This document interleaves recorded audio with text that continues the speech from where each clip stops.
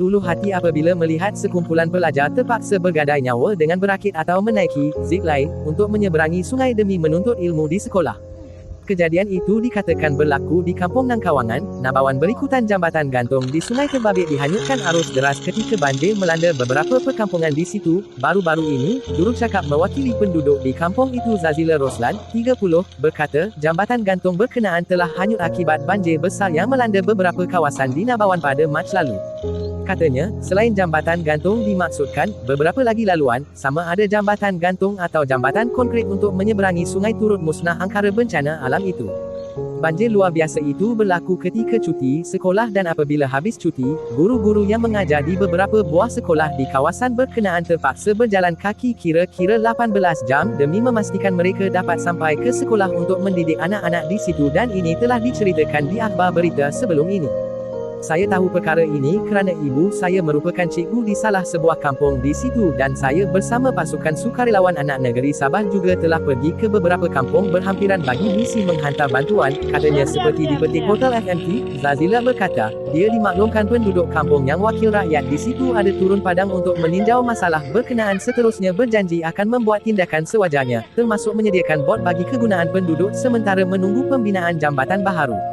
Bagaimanapun, katanya, sehingga kini bot yang dijanjikan masih belum timbul, sehingga menyebabkan penduduk kampung terpaksa berakit untuk ke seberang sungai dan sekiranya keadaan sungai deras, maka mereka akan terbang ke seberang menggunakan zipline. Menaik zipline untuk menyeberangi sungai mungkin nampak menyeronokkan, tapi sebenarnya ia bahaya jika ciri-ciri keselamatan tiada, lebih-lebih lagi yang menaikinya adalah di kalangan pelajar sekolah. Mereka belajar begitu gigih untuk menimba ilmu, tapi terpaksa melalui semua ini, berakit, naik, zipline, bot mana. Saya tidak suka bercakap mengenainya tapi jangan sampai berlaku sesuatu yang tidak diingini baru terbuka mata pihak-pihak berkaitan.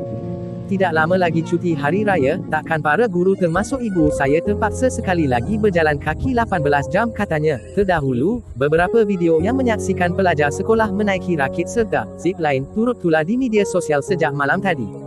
Sementara itu, Ahli Parlimen Pensiangan yang juga Menteri Kerja Raya, Datuk Arthur Joseph Kurup berkata, beliau telah bertemu dengan Perdana Menteri Datuk Seri Ismail Sabri Yaakob bagi memaklumkan keadaan beberapa kampung di Nabawan yang terjejas teruk akibat banjir. Baru-baru ini, katanya, Ismail juga telah bersetuju untuk mengeluarkan peruntukan kecemasan bagi mengatasi masalah itu. Saya sedia maklum dengan situasi ini yang mana kerosakan dialami adalah akibat banjir besar yang berlaku baru ini. Sehubungan itu, saya telah bertemu dengan Perdana Menteri bagi memaklumkan masalah ini dan beliau bersetuju untuk mengeluarkan peruntukan kecemasan.